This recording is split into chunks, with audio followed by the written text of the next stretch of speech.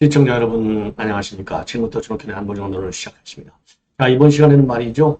이 한국갤럽에서 여론조사를 했는데 이 호감도 순위가 좀 바뀌었습니다. 자, 이 내용을 자세하게 좀 말씀을 드리도록 하겠고요. 그 다음에는요. 오늘 이제 이 법사위가 열려서 지금 이제 최상병 특검 문제와 관련해서 청문회를 개최했어요. 여기에서 말이죠. 역시 이 정청래답게 조폭다운 모습을 확실하게 드러냈습니다. 자, 이런 인간들이 말이죠. 참 우연장을 하고 참 대한민국 참 좋은 나라예요. 이거 보면은. 예. 자, 그래서 오늘 난장판이 된 이 법사위 장면 하나하나를 여러분께 소개시켜 드리도록 하겠는데요. 우선 12명이 증인으로 이제 말하자면 출석하게 되어 있는데 신원식 장관하고 그다음에 해병대의 김계환 사령관은 불참했고 나머지 전부 10명이 참석했는데 그중에 이제 3명이 청문회 증인으로서의 선서를 거부했습니다. 이걸 가지고 이 정청래가 갑질을 한 거예요. 그리고 이제 또 이시원 공직기강 비서관의 경우에는 이제 수사사항이기 때문에 얘기할 수 없다. 딱 그러니까 또 쫓아냈어요. 야, 완전히 조폭 현장이 됐다. 이렇게 딱 한마디로 결론 낼 수 있어요. 자, 그래서 오늘 청문회 가운데서 이종석 전 장관의 발언, 그 다음에는 이제 박정훈의 발언을 중심으로 해서 여러분께 말씀을 드리도록 하겠습니다. 자, 그리고 이제 오늘 금요일이기 때문에요. 그러니까 대장동 사건과 관련된 지금 이제 오늘 이 재판이 열렸어요. 이 자리에서 마찬가지로 여느 때와 마찬가지로 이재명이가 말 한마디도 못하고 도망가다시피 했습니다. 자, 왜냐면 뭐 항상 얘기지만요. 질문을 일체 받지 않지 않습니까? 자, 그러니까 이제 망신을 당할 수밖에 없어요. 예. 자, 그래서 요 내용을 여러분께 또 자세하게 설명을 드리도록 하겠습니다. 자, 그러면 말이죠. 이 맨 먼저 오늘 이제 이재명이 오늘 이제 재판과 관련해서 여러 가지 이제 지금 탄핵하는 건 문제 어떻게 됐느냐. 그 다음에 이제 대북 송금과 관련된 수사 관련 요런 거를 물었는데요. 단 하나도 대답을 못하고 그냥 바로 자리를 떴어요. 자, 그 자리를 떴는데 제가 참 요 자료를 하나 이렇게 이제 보도해 자료화면 이 하나를 이렇게 보내드리면 참 얼마나 이 기가 막힌 내용인지를 한번 아실 수 있는데요. 본래 이제 오늘 재판 10시 30분부터 시작하는데 23분에 도착해가지고요. 대장동과 대북송금 사건 수사검사들 탄핵한다는데 입장이 뭐냐? 그 다음에 쌍방울 대북송금 사건, 송금 사건과 관련해서 공소장에 이화영으로부터 전부 다 보호받고 또 승인했다. 이렇게 적혀 있는데 한마디 한번 해봐라. 그랬는데요. 일체 대답을 하지 않았습니다. 대신에 말이죠. 요 이제 이 개딸들이 나와 있지 않습니까? 개딸들에 대해서는 손을 흔들면서 또 감사의 표시를 했어요. 자, 이런 이재명. 야, 이게 그러니까 이재명의 이런 그 자세도 말이죠. 오로지 개딸만 챙기겠다고 하는 요 계산인데, 대한민국 법치주의 근본을 무너뜨리는 것이고, 그 다음에는 국민에 대한 최소한의 예의조차도 모르는 무식, 무능, 그 다음에 무책임을 드러낸 것이 아니냐. 그리고요, 이제 오늘은요, 지난번 11일하고 18일도 참석해야 되는데 참석을 안 했어요. 왜냐하면 정영학 회계사에 대한 증인 신문이 있었는데 그거는 정진상만 하면 된다. 그래서 출석을 하지 않다가 21일 오늘 참석을 하게 된 겁니다. 자, 그래서 지금 이제 이 대장동 재판은 여러분들 잘 아시다시피 위증 교사를 맡고 있는 김동연이가 지금 재판을 진행 중에 있는데요.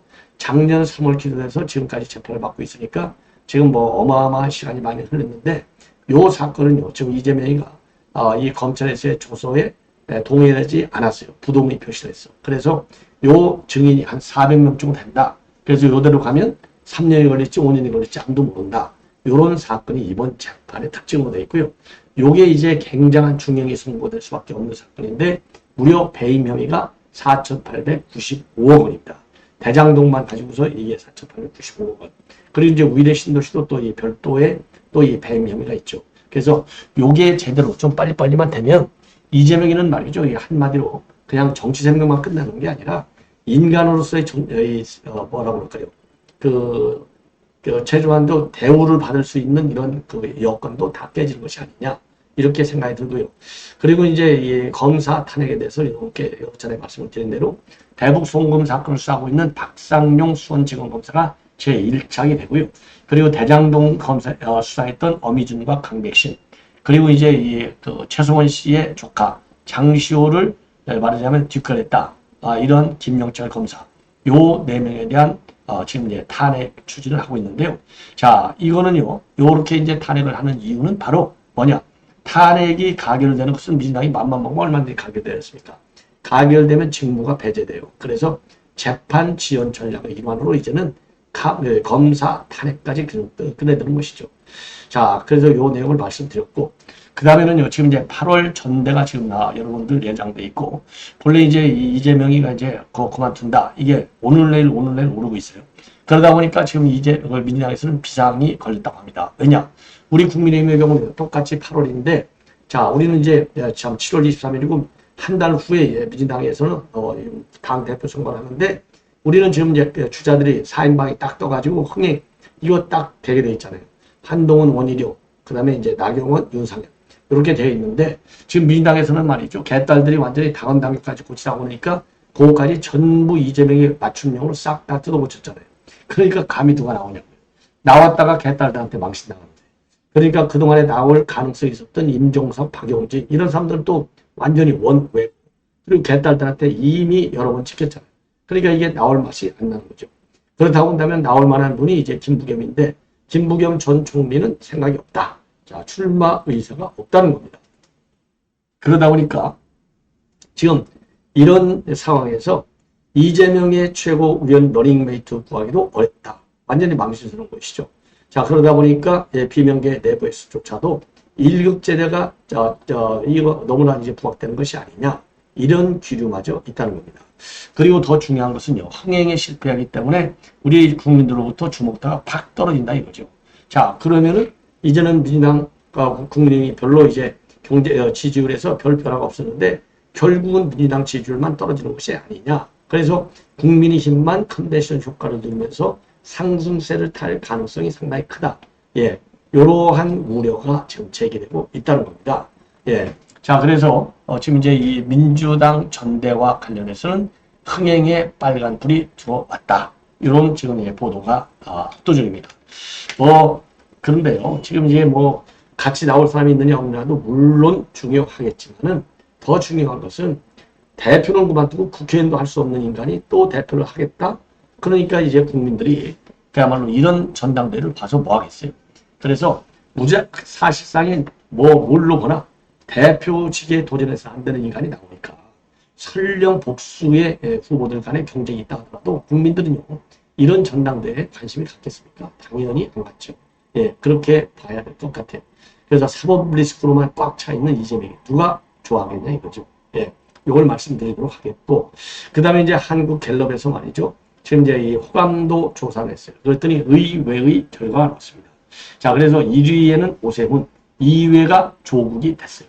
그리고 이재명에는 3등, 4등이 한동훈, 5등이 홍준표, 6등이 이준석. 이런 손으로 호감도 순위가 나왔습니다. 자, 그래서 이제 오세훈의 호감도를 보면 36.6%로 제일 높고, 비호감도가 50%로 되어 있어요. 제일 낮죠. 그 다음에 2등에는 조국이 의외로 좀 2등으로 올라왔어요. 호감도 35, 비호감도 54. 그 다음에 이재명에는요, 호감도가 33, 비호감도가 58. 그 다음에, 그러니까 이제 이재명의 경우에는요, 직전 대비 호감도는 4%포인트가 올랐고, 비호감도는 3%가 떨어졌습니다. 그리고요, 진보 성향 응답자들이 보면은 64%가 조국을 좋아해요. 그리고 58%는 이재명을 찍은 걸로 되어 있고요. 그 다음에 4위에는 한동훈인데, 한동훈은 호감도가 31, 비호감도가 58. 자, 그래서 한동훈의 호감도의 경우에는 직전 조사 대비 2%가 떨어졌고, 비호감도는 8%가 오르면서 역대 최고치를 기록했다. 그래서 이 한동훈의 이제 비호감도가 이렇게 올라가는 이유를 한동훈 캠프 쪽에서는 철저히 분석해야 될 것이 아닌가. 제가 보기에는요, 윤 대통령과 각을 너무나 오래 세운 거. 이게 이제 보수층의 반발과 그리고 이제 지지 이탈로 이어진 것이 아니냐. 이런 생각이 들어요. 그리고 이제 5위에는 홍준표인데, 홍준표는 호감도 30, 비호감도 60. 6위는 이준석, 호감도 27, 비호감도 61이 되겠습니다. 자, 그래서 이번 이 호감도 조사 내용을 보면은요. 자, 오세훈이가 1위 간 것도 의외지만은 조국이가 2위 간 것은 더 의외가 아니냐. 그래서 이런 호감도 조사가 굳이 필요한가. 왜냐하면 우리 국민들이 말이죠. 정서적으로 느끼는 호감, 비호감하고 이렇게 갤럽이라는 이상한 데서 내놓은 이 호감도하고는 상당히 결이 다르지 않느냐. 그래서 2위에 조국이 랭크된 걸 보면 뭔가 이 갤럽의 좌파적 성향이 역시 여기에도 이 반영이 된 것이 아니냐. 이런 비판을 하지 않을 수 없는 것 같습니다. 자, 이번에는요, 이 최상병 사건과 관련된 청문회가 오늘 법사위에서 열렸는데요. 자, 모두의 말씀을 드린 대로 오늘 본래 12명이 지금 이제 이 증인으로다가 소환이 되어 있었어요. 자, 12명이 되어 있었는데, 자, 거기에서요, 신원식 장관하고, 그 다음에 이 김계환 해병대 사령관, 요 두 분은 참석하지 않고, 나머지는 저는 참석을 했습니다. 자, 그런데 문제는 뭐예요? 이제 증언을 하려면 증인 선서를 하잖아요. 증인 선서에 이종섭 장관하고 신범철, 그 다음에 임성근 1사단장, 이 해병대 1사단장, 증인 선서를 거부했어요. 나머지는 뭐 다, 지금 이제 증인 선서를 했습니다. 박종훈, 유재훈, 임성근, 그 다음에 임성근 안 했고요. 그 다음에 이제 이런 사람들이 전부 다 이제 했고, 아까 말씀드린 3명만 증인을 거부했어요. 증인 선서를. 자, 그래서 이렇게 이제 증인 선서를 거부하는데 말이죠. 지금 이종석 장관에게는 그게 법에 따른 규정, 법에 또 증인 선서를 거부하도록 허용하고 있다. 그래서 나는 증인을 거부한다. 딱 이랬더니요. 요거를 갖다가 정청래가 3번씩이나 물어요. 그러면서 뒤 이유는 설명하지 말라 이거예요. 예 또는 아니요. 딱 2개만 설명하지 왜 이유를 대냐. 예, 그래가지고 지금 이제 이 정청래하고 설전이 벌어지는 상황이 왔습니다. 자, 그래서 이종섭 장관도 2번까지는요, 이 법의 권리다라고 했는데 3번째로는요, 이거 뭐 말이 말 같아야 상대를 하죠. 그러니까 그냥 예 하고 말았어요. 그리고 이제 이종섭 장관의 경우에는 지금 이제 외압 의혹 때문에 지금 최상병과 관련해서 특검을 시작하는 거 아니겠습니까? 자, 그래서 그 부분에 관해서는요, 지금 이제 뭐라고 그럴까요? 본인이 지시한 게 2가지라 이거예요. 이제 하나는 이제 지시한 게 뭐냐? 하나는 지금 이제 해병대 사령관한테 박정훈 대령에 대한 인사 조치를 취하라. 예, 요거를 지시하고 난 다음에 지금 윤 대통령이 전화를 받았다는 겁니다. 그러니까 외압하고는 전혀 관계가 없다는 것을 확고하게 오늘 밝혔어요. 자, 그래서 요것만 보더라도 얼마나 이번 청문회가 말이죠. 그러니까 윤석열 대통령을 노린 정치 이 꼼수가 아니냐 이런 비판을 듣지 않을 수 없어요. 예, 자, 그래서 요 내용을 여러분께 이제 자세하게 말이죠. 이종섭 장관의 오늘 진술 그 내용을 자세하게 말씀을 드리도록 하겠는데요. 자, 그러면 말이죠. 맨 먼저 이 선서와 관련된 이 상황 말씀을 드리면, 자, 정청래가 맨 먼저 이종섭한테 증인 선서를 거부하겠느냐 이렇게 거부 의사를 확인하니까 그렇다. 법률이 보장하는 권리이기 때문에 거부하겠다. 이렇게 얘기를 했습니다. 그리고 신범철 차관하고 임성근 1사단장 역시 선서를 거부했어요. 그러니까 야당 의원들은 대놓고 거짓말하겠다는 거 아니냐라고 극렬 반발했는데, 자, 이 형사소송법 148조에 보면요.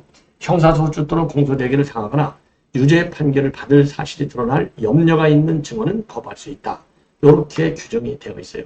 자, 그래서 충분하게 이거는 법이 보장하고 있는 정당한 권한이기도 합니다. 예.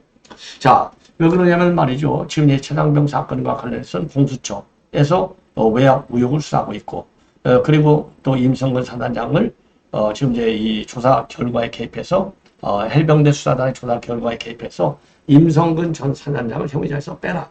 이런 의혹을 받고 있잖아요. 예.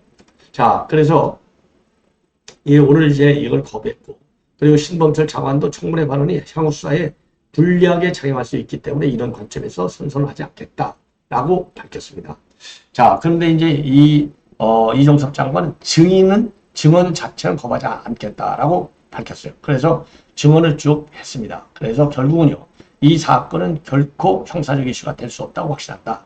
국민적 의혹을 해소하기 위해서 증언에 대해서는 적극적이고 진실되게 임하겠다라고 밝혔고요. 그리고 지금 정청래는요, 선서 거부는 본인이 잘못 발언할 경우에 혹시 벌을 받을까 봐서 우려스러워가지고 거부하는 경우인데, 그것은 국민 이미지상 본인한테 불리할 수도 있다. 증인 선서의 거부에 정당한 이유 있다고 보기 어려운 경우에는 국회법에 따라서 고발 조치하겠다. 이렇게 밝혔어요. 근데 이제 법으로 보면 3년 이하의 징역, 1,000만 원에서 3,000만 원 이하의 벌금에 처하도록 되어 있고요. 이를 위반할 시에는 고발해야 한다. 이런 의무 조항도 두고 있습니다. 자, 이러다 보니까 말이죠. 이 박주민이가 범인들만 증인선서를 거부합니다. 이런 게시글을 올렸다고 합니다. 자, 그리고요. 이성윤 같은 경우에는 작년 8월 2일 윤 대통령 때문에 모든 게 뒤집혔는데 증인 의결 과정에서 윤 대통령이 빠졌지만은 역사의 기록을 남기기 위해서 이 내용을 한다. 그래서 이러한 또 진술을 했다고 합니다.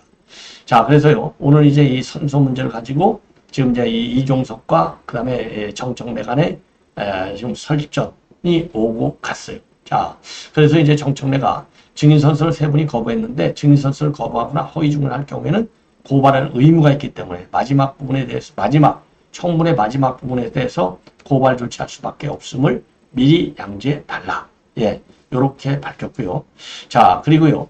그리고 이제 두 번씩이나 또 이 장관한테 증인선서 거부하겠느냐. 그러니까 두 번째도 법률이 보장하는 권리이기 때문에 거부하겠다. 그러니까 정청래가 고함을 지르면서 조용히 하라. 묻는 말에만 네, 아니요로 답변하라.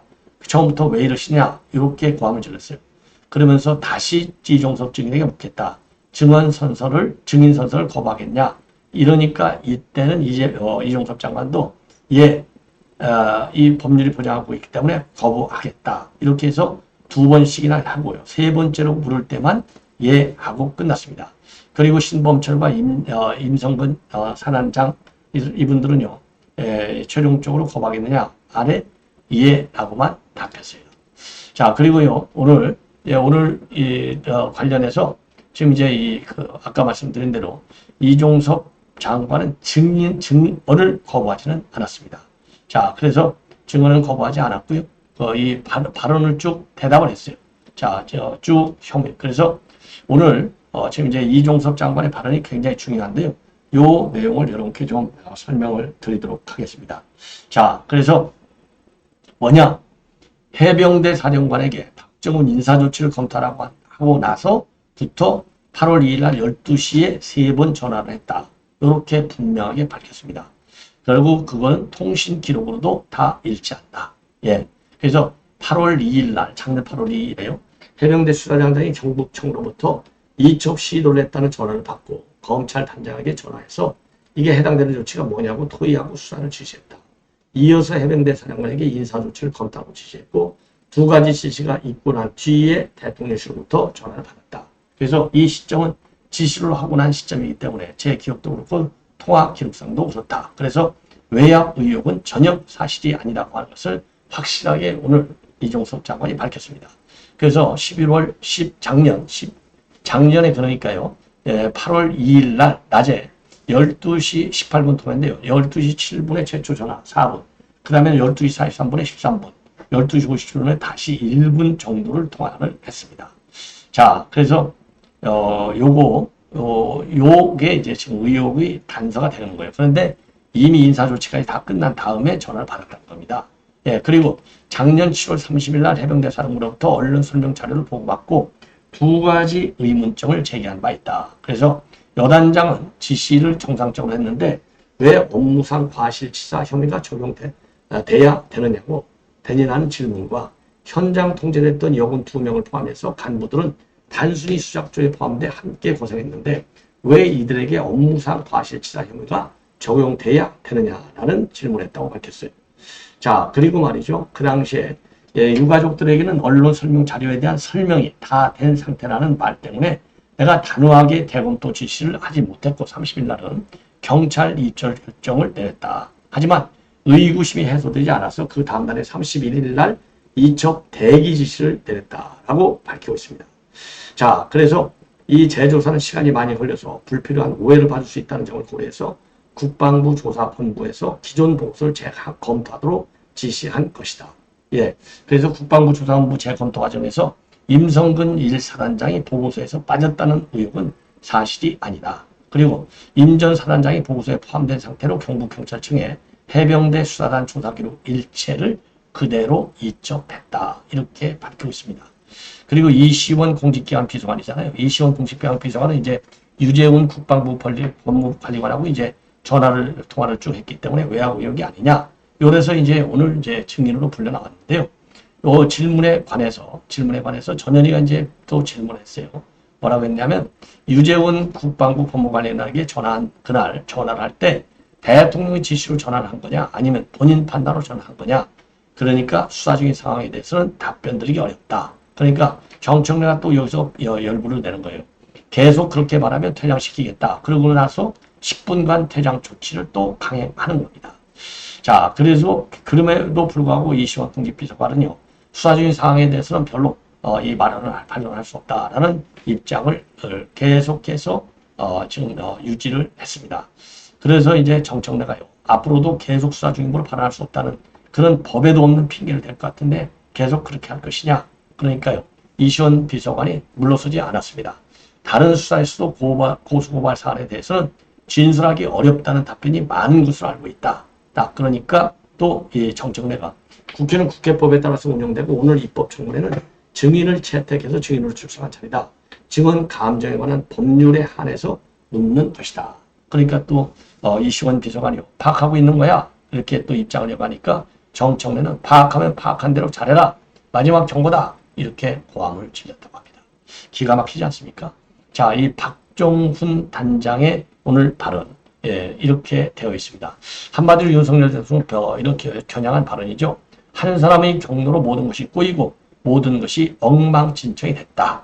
이런 취지로 했고요. 현재의 기분은 어떠냐? 참담하다. 박은정이가 물었어요. 예. 자, 그렇게 대답을 했고요. 지난해 7월 30일 당시 국방장관에게 오후에 보고하고 7월 31일 언론 브리핑을 했다. 그리고 8월 2일 경북경찰청에 사건을 이첩하는 것이 계획된 타임테이블이었다라고 밝혔고 관련된 건 지금 자리에 있는 이조 장관에게도 정확하게 다 보고를 했다. 대한민국은 법치국가라고 제가 앞에서 말씀드렸는데 절차대로 법대로 규정대로 진행되면 될 일이다. 한 사람 정도로 인해서 모든 것이 꼬이고 모든 것이 엉망진창이 됐다. 수많은 사람이 범죄자가 됐다. 이렇게 꾸짖어요. 그 과정에 저렇게 많은 통화와 공모가 있었다는 게 너무나 참담하고 대명천지. 대한민국에서 어찌 이런 일이 있을 수 있는지 납득이 되지 않는다. 이런 입장을 내놨습니다. 자, 이게 이제 이 청문회가 참 정청래 이 막무가내성, 그렇죠? 막말성, 망언성, 이 행태를 볼 수 있는 또 하나의 장이 되지 않았나. 그런 점에서 상당히 참 유감스럽다라고 판단이 됩니다. 시청자 여러분, 이것으로 본 방송을 마치겠고요. 계속되는 저희 방송 많은 시청 부탁드리겠습니다. 대단히 고맙습니다.